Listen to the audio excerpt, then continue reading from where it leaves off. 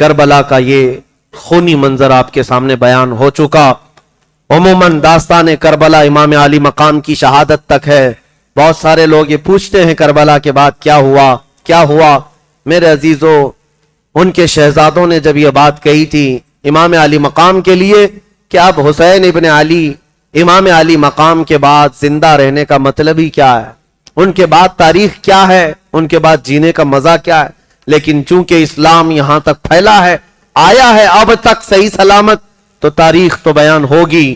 کربلا کے میدان میں امام حسین کی شہادت کے بعد اچانک یہ اہل بیت نبوت کے خیموں پر حملہ کیا کوفیوں نے، اور جتنی عورتیں تھیں ان کو باندی بنا دیا گیا، قیدی بنایا گیا، اور بیڑیاں ڈال کر امام زین العابدین کو بھی اور خاندان نبوت کی عورتوں کو بھی لے جایا گیا۔ اور یہاں سے یہ قافلہ امام حسین کے سر کے ساتھ گیا تھا۔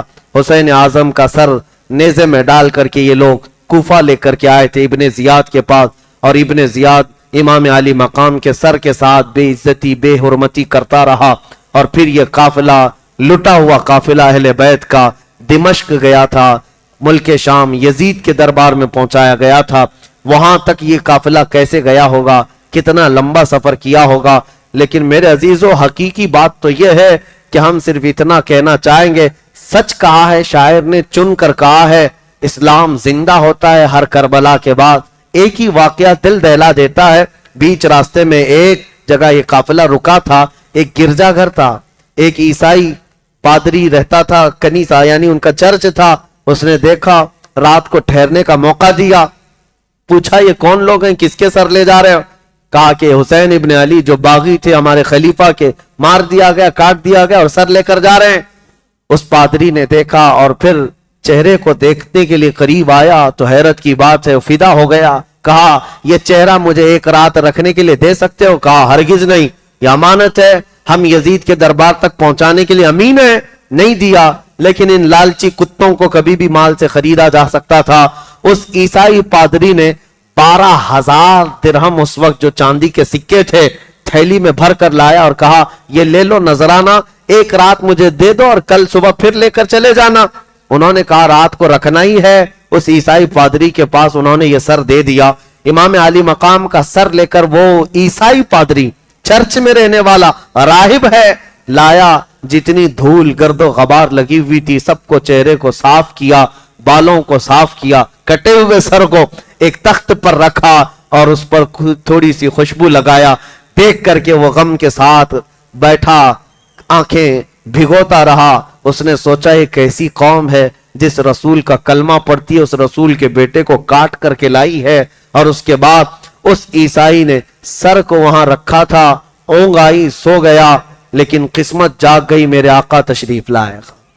خواب میں رسول کرم صلی اللہ علیہ وسلم تشریف لائے اور کہا میرے بچے کے چہرے سے تو نے دھول صاف کی، تیرے دل سے کفر و شرک کو میں صاف کرتا ہوں، پڑھ میرے ہاتھ پر کلمہ طیبہ لا الہ الا اللہ محمد الرسول اللہ۔ وہ عیسائی پادری میرے مصطفیٰ کے ہاتھ میں ہی کلمہ پڑھا، صبح اٹھا یا جیسی اس کی نیند کھلی دیکھا تو اس کی قسمت جاگ چکی ہے، ہر طرف خوشبو ہی خوشبو ہے۔ ایک تو حسین کا چہرہ دیکھا تھا اور خواب میں ان کے نانا کا بھی چہرہ دیکھ لیا۔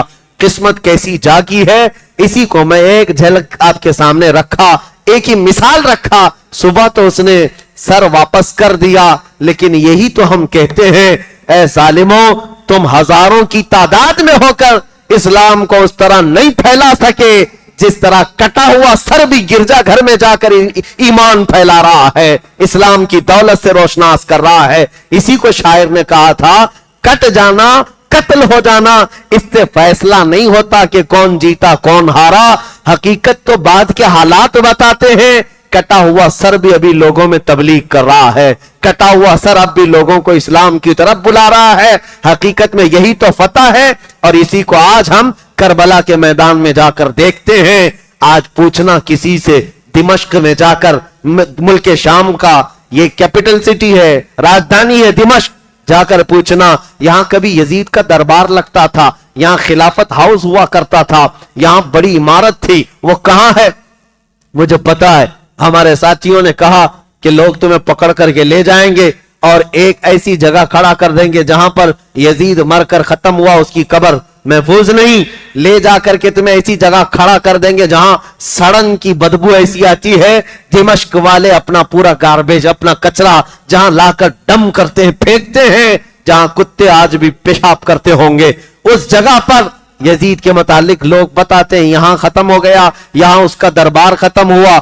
और मेरे अजीजों, अगर किस्मत साथ दे तो एक बार इराक के शहर उस करबला के मैदान में भी जाना, वहां जाकर के पूछना, सुना है यहां एक मैदान था और यहां पर कोई घर नहीं था, यहां पर कोई पानी का कोई इंतजाम नहीं था और रसूलुल्लाह के शहजादे कट कट करके गिरे थे, इस मैदान में उनके टुकड़े उड़ाए गए थे।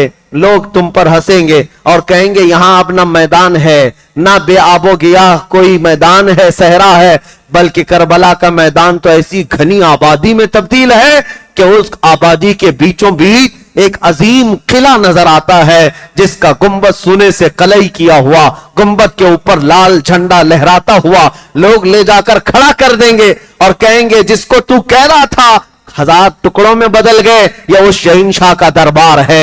यहां लोग आज भी चिट्ठियों में अपनी हाजतें लिख लिख करके लाते हैं और रोज़े हुसैन पर डालकर जाते हैं। वो चिट्ठियों का अंबार देखो तो छत तक लग जाता है। पता ये चला यजीद के दरबार शाही में आज कोई अपनी हाजत लेकर नहीं जाता और कटे हुए सर के पास भी कयामत तक लोग अपनी हाजतें लेकर जाते हैं। हुसैन मेरे बच्चे बिगड़ गए, हुसैन मेरी औलाद नहीं होती, हुसैन मेरा बिजनेस नहीं चलता, मेरा कारोबार नहीं चलता, हुसैन मेरे फलां बीमार है, हर घड़ी अपनी हाजतें लेकर जाते हैं। यह मसला ये बात साबित कर देता है आज तक अगर रियाया अपनी हाजतें लेकर जा रही हैं तो किसी मुर्दा के पास नहीं, जिंदा शहंशाह आजम के पास ले जा रही है। इसीलिए फतह का नाम हमेशा हुसैन के नाम से जुड़ा हुआ है। सलाम उस तुर्बत हुसैन पर, मौला करीम आखिरी सांस तक हमें हुसैन आजम के गुलामों में शुमार फरमाए। मेरे अजीजों, कसम देता हूं तुम्हें रब्बे जुल जलाल की, और वास्ता देता हूं मेरे मुस्तफा का, और वास्ता देता हूं शहीदाने करबला का, जिंदगी में चाहे कोई करोड़ों की दौलत लेकर के आए और एक तरफ हुसैन आजम की कुर्बानियां, तो तुम इस दौलत को ठोकर मार देना और कहना मेरे जिस्म के छींतरे उड़ जाएं, लेकिन मैं हुसैन का मिशन छोड़कर तेरी दौलत का कुत्ता नहीं बन सकता। इस अहद पर आज कायम रहो। दुनिया आज खरीदने के लिए आएगी तुम्हारे पास। आज खरीदो फरोख्त जैसे पूरी पूरी पार्टियां बिक जाती हैं, घोड़े नहीं अस्तबल खरीदे जाते हैं, इस तरह तुम्हारी भी खरीदारी होने वाली है। लोग खरीद करके तुम्हें अपना वजीर बना लेंगे, अपना कुत्ता बनाकर घुमाएंगे। हमने देखा है, अरे बाज़ाब्ता आरएसएस जमात में मुसलमानों की शमूलियत है, एक पूरा मंच कायम किया गया। क्यों? तुम्हारे दरमियान फूट डालने के लिए और यह बताने के लिए कि हम तो अमन के मसीहा हैं, हम तो अमन की चाहने वाले लोग हैं। ये वो लोग हैं जिन्होंने अपना दीन बेच दिया है। और ये मीडिया के दज्जालों के इन कोठों पर जो जाकर दाढ़ी टोपी वाले बैठते हैं या इस्लाम पर उंगलियां उठा करके हमले करते हैं, आप क्या समझते हैं ये नाम के मुसलमान हैं? इन्होंने तो कब का अपना दीन बेच दिया है। ये चंद सिक्कों पर बिकने वाले, अभी अभी 2 साल कबल लखनऊ का एक राफजी कुत्ता जो हकीकत में शिया कहता रहा अपने आप को, हुसैन आजम का नाम लेने वाला। हैरत की बात होती है, हुसैन का नाम लेवा कभी गैर के हाथ में हाथ दे, हो ही नहीं सकता, नामुमकिन है। लेकिन उस कुत्ते को हमने बदलते हुए देखा, कुरान पर हमला करते हुए देखा, एक छोटी किताब लिख करके लाया कि मैं मोहम्मद की हकीकत बताता हूं। नाउज़ुबिल्लाह मिन ज़ालिक, उसमें रसूलुल्लाह के अखलाक हसना पर हमले, तीखे हमले किए और कुरान के मुतालिक एक नया कुरान बनाकर लाया। 26 आयतें निकालकर कहा मैं सुप्रीम कोर्ट जाऊंगा, ये पुराना कुरान इस पर बैन लगाओ, मेरा नया कुरान जारी किया जाए। कौन है? एक राफजी कुत्ता पाला हुआ, यही हुकूमत वक्त का पाला हुआ कुत्ता था। और फिर हद ये हो गई कि बाद में बिल्ली थैले से बाहर आई, हकीकत क्या है वो पता चली गया, नाम भी बदल लिया, धर्म भी छोड़ दिया, घर बार छोड़ करके, और फिर साधु संतों की तरह रहने की कोशिश कहा। मैंने तो देखा है कुछ नहीं, उनका फुजला उनकी गलाजत चाटने के लिए 6 महीने इधर उधर घूमा, लेकिन मेरे रब का फरमान सच्चा है, ये हरगिज तुमसे कभी राजी नहीं हो सकते। याद रखना, तुम अगर छोड़कर उनको राजी रखने के लिए बदलना चाहते हो, हरगिज राजी नहीं होंगे। तुम्हारी इज्जत तुम्हारे नबी के कदमों में है। تمہاری عزت رسول اللہ کے گھر والوں میں ہے. عزت ڈھونڈنے کے لیے وہ تو ایسی ہی ہیں بیل گاڑی کے نیچے چلنے والے کتوں کی طرح. گاڑی آگے گزر جائے گی, کتا اکیلا رہ جائے گا, کچھ ہوتا نہیں. ان کی حیثیت اتنی ہے, ختم ہو جاتی ہیں, حکومتیں آتی ہیں چلی جاتی ہیں. اگر تم ان کی ہم نوائی کے لیے اپنے ساتھ اپنے دین کے ساتھ کوئی سودے بازی کرتے ہو, یاد رکھو ذلت و خواری تمہارا مقدر ہو جائے گی. میں جس وسیم رافضی کتے کے متعلق کہہ رہا ہوں, ہم نے اب سنا ہے اس کو وہاں سے بھی لات مار کر کے بھگا دیا گیا. کب وہ قبول کریں گے؟ ارے اپنی چھوٹی کاسٹ کے لوگوں کو وہ نہیں قبول کرتے تو ایک دوسرا دھرم بدل کے آئے ہوئے آدمی کو کب تک؟ تمہیں تو صرف میڈیا میں دکھانے کے لیے اور مسلمانوں کو ورغلانے کے لیے استعمال کیا جاتا ہے, بس اتنا ہی ہے. استعمال ہو گیا 6 مہینے تک, لیکن یہ دجالی میڈیا نے دیکھا مسلمانوں پر کچھ اثر نہیں ہوتا, اس کو بدل کر کے ہم نے دیکھ لیا. ارے جماعت تو جماعت, ہمارے 8 سال کے بچے پر بھی فرق نہیں آئے گا. جو حقیقی ایمان والا ہے اس کے لیے یہ سب حالات ڈگمگانے کے لیے نہیں آتے. کیا ہوا؟ اب ویڈیو بنا بنا کر کے ریکویسٹ کرتا ہے پردھان منتری, مکھیہ منتری میری جان کی حفاظت کریں, میں قتل ہو سکتا ہوں, میں مارا جا سکتا ہوں. دھوبی کا کتا, نہ گھر کا نہ گھاٹ کا. اب اس طرح بے یارو مددگار گھومتا رہا. میں یہ بات کیوں کہہ رہا ہوں؟ صرف حسین کا نام لینے سے کام نہیں ہے, ان کے مشن پر قائم رہنا ضروری ہے. جیسی بھی طاقتیں آئیں, میں ہمیشہ یہ کہتا ہوں زندگی ویسی بھی جانے والی ہے, مرنا تو ویسی بھی ہے. تلوے چاٹ کر کیوں مریں, اللہ کا دین بلند کر کے مریں گے, رسول رحمت صلی اللہ علیہ وسلم کا نام لے کر مریں گے. مرنا ہی ہے.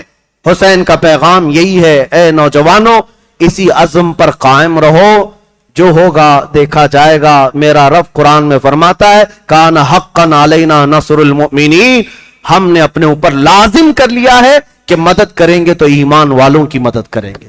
انشاءاللہ مدد آئے گی, مدد آئے گی. آج تھوڑا آپ امتحان دے دیں, بچے پھل کھائیں گے انشاءاللہ.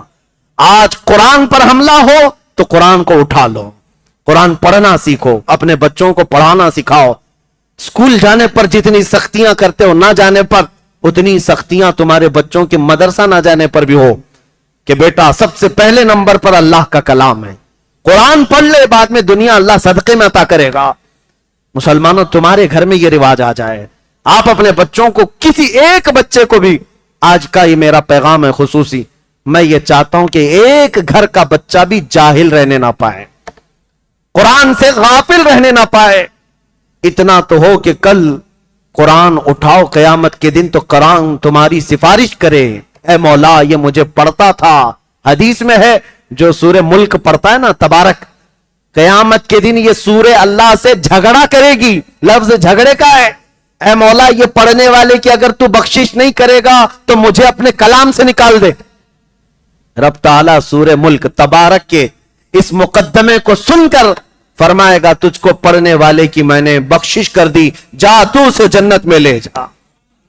مرنے کے بعد یہ سورہ تبارک قرآن کی سورہ ہے, جو پڑھتا تھا نا مرنے کے بعد قبر میں جاتا ہے, روایت میں موجود ہے, تم تو سب دفن کر کے جا چکے ہوں گے, یہ سورہ ملک تبارک اللہ کے پاس جائے گی اور اپنے اس پڑھنے والے کی بخشش کے لیے جھگڑتی رہے گی. اللہ جب کہے گا معاف کر دیا جا, یہ سورہ ملک جنت میں جاتی ہے, تکیہ لیتی ہے, بچھونا لیتی ہے, ہوا کا انتظام کرتی ہے, اور واپس سورہ ملک قبر میں آتی ہے اور آ کر کے اس میت سے کہتی ہے دیکھ میں نے تیری سفارش کی, اللہ مان گیا, اور میں نے تیرے لیے جنت سے تکیہ بھی لائی اور میں تیرے لیے بچھونا لائی, کہیں میرے آنے میں دیر تو نہیں ہوئی.